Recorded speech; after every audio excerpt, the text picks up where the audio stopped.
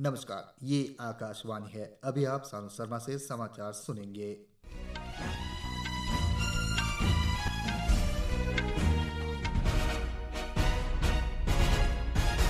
पहले मुख्य समाचार। प्रधानमंत्री नरेंद्र मोदी ने दिल्ली में साहिबाबाद और न्यू अशोक नगर के बीच नमो भारत कॉरिडोर सहित कई विकास परियोजनाओं का उद्घाटन किया। सरकार ने कहा, डिजिटल व्यक्तिगत डेटा संरक्षण नियमों के मसौदे का उद्देश्य डिजिटल निजी डेटा की सुरक्षा के लिए एक मजबूत ढांचा तैयार करना है।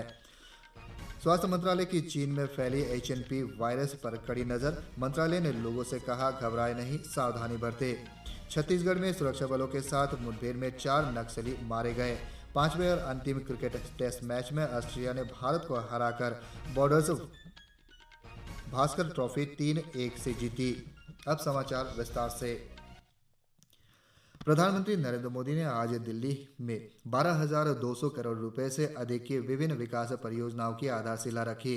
उन्होंने साहिबाबाद और न्यू अशोक नगर के बीच 46 अरब की लागत से तैयार किए गए 13 किलोमीटर लंबे दिल्ली गाजियाबाद मेरठ नमो भारत कॉरिडोर का भी उद्घाटन किया। प्रधानमंत्री ने साहिबाबाद RRTS स्टेशन से new Ashok Nagar RRTS station तक नमो भारत ट्रेन में यात्रा की और स्कूली बच्चों के साथ बातचीत की। श्री मोदी ने जनकपुरी और कृष्णा पार्क के बीच दिल्ली मेट्रो पेज 4 के 2.8 किलोमीटर लंबे खंड का भी उद्घाटन किया। इस पर 12 अरब रुपए की लागत आई है। इसके अतिरिक्त प्रधानमंत्री ने दिल्ली मेट्रो चरण 4 के अंतर्गत 26.5 किलोमीटर लंबे रिठाला कुंडली खंड का शिलान्यास भी किया। यह कॉरिडोर दिल्ली में रिठाला को हरियाणा में नथुपुर कुंडली से जोड़ेगा। श्री मोदी नई दिल्ली के रोहिणी इलाके में केंद्रीय आयुर्वेद अनुसंधान संस्था के अत्याधुनिक भवन की भी आधारशिला रखेंगे। यह कैंपस अत्याधुनिक स्वास्थ्य देखभाल और चिकित्सा ढांचा उपलब्ध कराएगा। इलेक्ट्रॉनिक और सूचना प्रौद्योगिकी मंत्रालय द्वारा डिजिटल निजी डेटा संरक्षण नियमों का मसौदा जारी किया गया है, जिसका उद्देश्य नागरिकों के निजी डेटा की सुरक्षा के अधिकार की रक्षा करना है।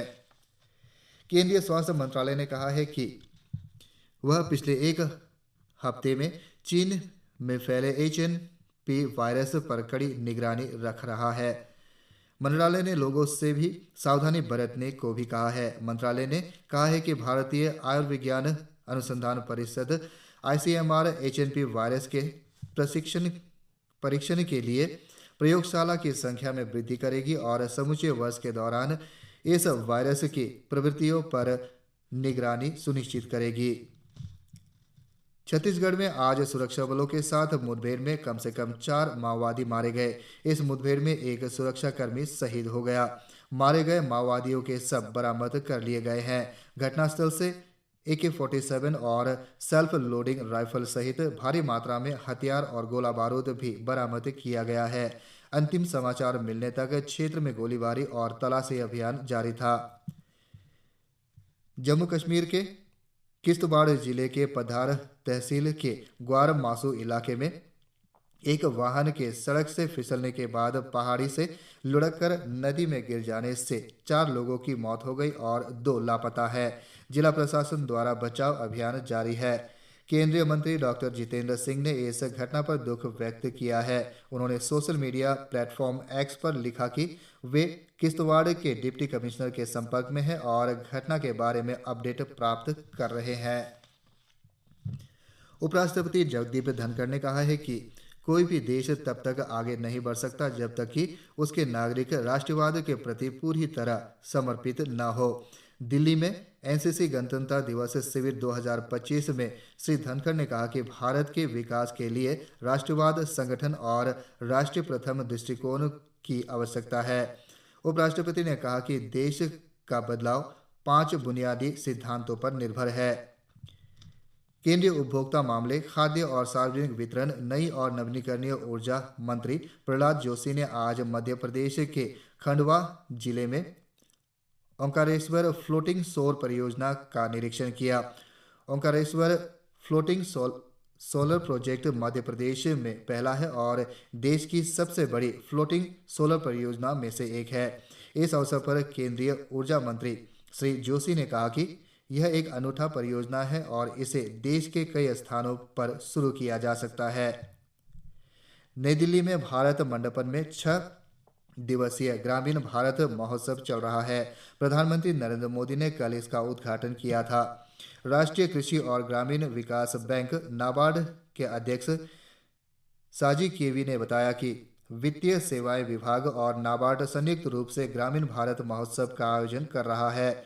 उन्होंने कहा कि इसके माध्यम से ग्रामीण भारत की उद्यमिता की भावना और सांस्कृतिक धरोहर का प्रदर्शन किया जा रहा है। उत्तर प्रदेश सरकार स्पेन में अंतर्राष्ट्रीय पर्यटन मेले में महाकुंभ का प्रचार करेगी। पर्यटन मेले में महाकुंभ को सांस्कृतिक विरासत के रूप में प्रदर्शित किया जाएगा और इसके आध्यात्मिक, ऐतिहासिक और सांस्कृतिक महत्व पर बल दिया जाएगा। इस भव्य कार्यक्रम के लिए दुनिया भर के लोगों को आमंत्रित किया जाएगा और उत्तर प्रदेश के अन्य पर्यटन आकर्षकों को भी बढ़ावा दिया जाएगा। महाकुंभ में श्रद्धालुओं की सुरक्षा को देखते हुए गंगा और यमुना नदी में बड़ी संख्या में जल पुलिस के जवानों को तैनात किया गया है। हमारे संवाददाता ने बताया कि इन जवानों को अंडर वाटर ड्रोन और सोनर सिस्टम जैसे आधुनिक उपकरणों से भी लैस किया गया है। इस बीच रेलवे ने कुंभ मेले के लिए 13,000 रेलगाड़ियां चलाने का फैसला किया है। इनमें 3,000 विशेष रेलगाड़ी होगी। ये रेलगाड़ी महाकुंभ के दौरान 50 से अधिक दिनों तक चलेगी। उत्तर प्रदेश के प्रयागराज में महाकुंभ इस महीने की 13 तारीख से 26 फरवरी तक चलेगा। गुजरात के पोरबंदर हवाई अड्डे पर आज तटरक्षक बल के एक अत्याधुनिक हल्के हेलीकॉप्टर के दुर्घटनाग्रस्त होने से 3 लोगों की मृत्यु हो गई। प्रारंभिक खबरों के अनुसार एक सामान्य प्रशिक्षण उड़ान के दौरान यह दुर्घटना हुई। भारत और बांग्लादेश आज 185 मछुआरों और कुछ मछली पकड़ने वाले नौकाओं का आदान प्रदान करेगा जो एक दूसरे के यहां पकड़े गए थे।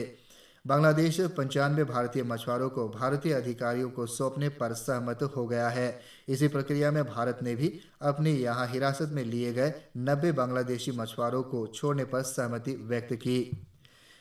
सिडनी में ऑस्ट्रेलिया ने 5वें और अंतिम क्रिकेट टेस्ट मैच में भारत को 6 विकेट से हराकर बॉर्डर भास्कर ट्रॉफी 3-1 से जीत ली है।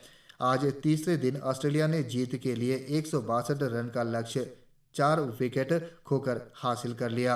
मैच के तीसरे दिन आज भारत ने अपने कल के स्कोर 6 विकेट पर 141 रन से आगे खेलना शुरू किया और उसमें मात्र 16 रन जोड़कर पूरी टीम 157 रन पर आउट हो गई। जसप्रीत बुमराह को प्लेयर ऑफ द मैच घोषित किया गया। इस जीत के साथ ही ऑस्ट्रेलिया की टीम आईसीसी टेस्ट चैंपियनशिप 2023-25 के लिए क्वालीफाई कर गई है। मौसम विभाग ने जम्मू कश्मीर, लद्दाख और हिमाचल प्रदेश में आज हल्की वर्षा और बर्फबारी का अनुमान व्यक्त किया है। सुबह के समय कोहरे के कारण दृश्यता कम होने से श्रीनगर अंतर्राष्ट्रीय हवाई अड्डे पर उड़ान संचालन भी प्रभावित हुआ है। उत्तराखंड में आज राज्य के अधिकांश जिलों में मौसम साफ रहा।